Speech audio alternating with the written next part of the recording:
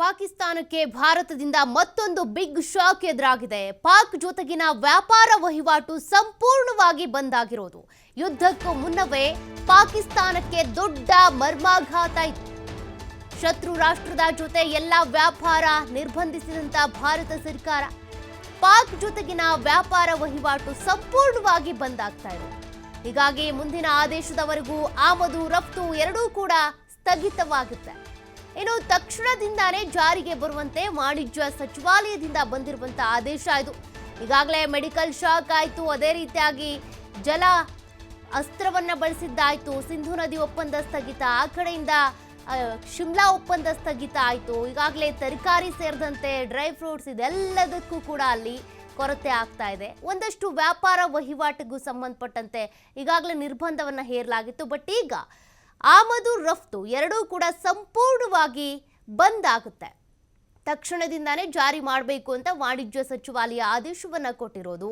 ಭಾರತದಿಂದ ಪಾಕ್ಗೆ ಒಂದಷ್ಟು ವಸ್ತುಗಳು ರಫ್ತಾಗ್ತವೆ, ಅದೇ ರೀತಿಯಾಗಿ ಅಲ್ಲಿಂದ ಕೂಡ ಇಲ್ಲಿಗೆ ಒಂದಷ್ಟು ಆಮದು ಮಾಡಿಕೊಳ್ಳಲಾಗ್ತಾ ಇತ್ತು. ಅಂದರೆ ಅಲ್ಲಿಂದ ದೆಹಲಿ ಮಾರುಕಟ್ಟೆಗೆ ಹೋಗ್ತಾ ಇತ್ತು, ದೆಹಲಿ ಮಾರುಕಟ್ಟೆಯಿಂದ ಬೇರೆ ಬೇರೆ ದೇಶದ ಮಾರುಕಟ್ಟೆಗಳಿಗೆ ವ್ಯಾಪಾರ ವಹಿವಾಟು ನಡೀತಾ ಇತ್ತು. ಈಗ ಪಾಕ್ನಿಂದ ಯಾವುದೇ ವಸ್ತುಗಳನ್ನ, ತರಕಾರಿ ಇರ್ಬೋದು ಅಥವಾ ಅಲ್ಲಿನ ಡ್ರೈ ಫ್ರೂಟ್ಸ್ ಇರ್ಬೋದು, ಯಾವುದನ್ನು ಇಲ್ಲಿಗೆ ಆಮದು ಮಾಡ್ಕೊಳ್ಳಲ್ಲ. ಇಲ್ಲಿಂದ ಅಲ್ಲಿಗೇನು ರಫ್ತಾಗ್ತಾ ಇದ್ವಲ್ಲ, ತರಕಾರಿ ಸೇರಿದಂತೆ ಒಂದಷ್ಟು ವ್ಯಾಪಾರ ವಹಿವಾಟು ಅದೆಲ್ಲವೂ ಕೂಡ ಸ್ಥಗಿತ ಆಗುತ್ತೆ.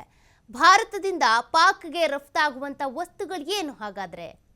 ತರಕಾರಿ ಯಥೇಚ್ಛವಾಗಿ ಇಲ್ಲಿಂದ ಹೋಗ್ತಾ ಇತ್ತು, 50ರಿಂದ 55%, ಆದರೆ ಅದೆಲ್ಲವೂ ಕೂಡ ಸ್ಥಗಿತ. ಟೊಮ್ಯಾಟೊ, ಈರುಳ್ಳಿ, ಆಲೂಗಡ್ಡೆ ಇದ್ಯಾವುದು ಕೂಡ ಇಲ್ಲಿಂದ ಅಲ್ಲಿಗೆ ಹೋಗಲ್ಲ.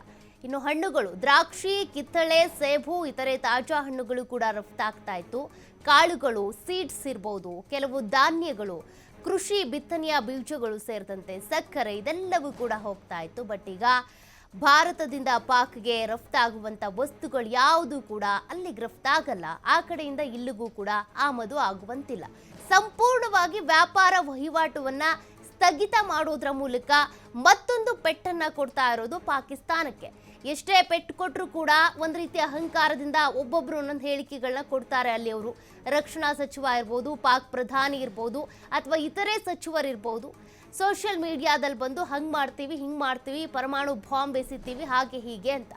ಬಟ್ ಅದೆಲ್ಲದಕ್ಕೂ ಕೂಡ ರಾಜತಾಂತ್ರಿಕ ವ್ಯಾಪಾರ ವಹಿವಾಟು ಅಥವಾ ಜಲ ಒಪ್ಪಂದ ಇರ್ಬೋದು, ಒಂದಷ್ಟು ಶಸ್ತ್ರಾಸ್ತ್ರಗಳ ಒಪ್ಪಂದ, ಇವುಗಳನ್ನು ಸ್ಥಗಿತ ಮಾಡೋದ್ರ ಮೂಲಕ, ವ್ಯಾಪಾರ ವಹಿವಾಟವನ್ನು ಬಂದ್ ಮಾಡೋದ್ರ ಮೂಲಕ ಪಾಕಿಸ್ತಾನಕ್ಕೆ ಭಾರತ ಸರ್ಕಾರ ಒಂದಷ್ಟು ಪೆಟ್ಟನ್ನು ಕೊಡ್ತಾ ಇದೆ. ಅದೆಲ್ಲವನ್ನು ಕೂಡ ಈಗ ಪಾಕ್ ಫೇಸ್ ಮಾಡಲೇಬೇಕು. ಮೊದಲೇ ಅಲ್ಲಿ ಊಟಕ್ಕೆ ತಿನ್ನೋದಕ್ಕೆ ಇಲ್ಲ, ಜೊತೆಗೆ ಕುಡಿಯೋದಕ್ಕೆ ನೀರಿಲ್ಲ ಅಂತ ಹಾಹಾಕಾರ ಸೃಷ್ಟಿಯಾಗಿದೆ. ಇರುವಂಥ ಆಹಾರಗಳ ಮೇಲೆ ದರ ಹೆಚ್ಚಾಗ್ತಾ ಇದೆ. ಅದ್ರ ಬೆನ್ನಲ್ಲೇ ಮತ್ತೊಂದು ಶಾಕ್ ಇದು.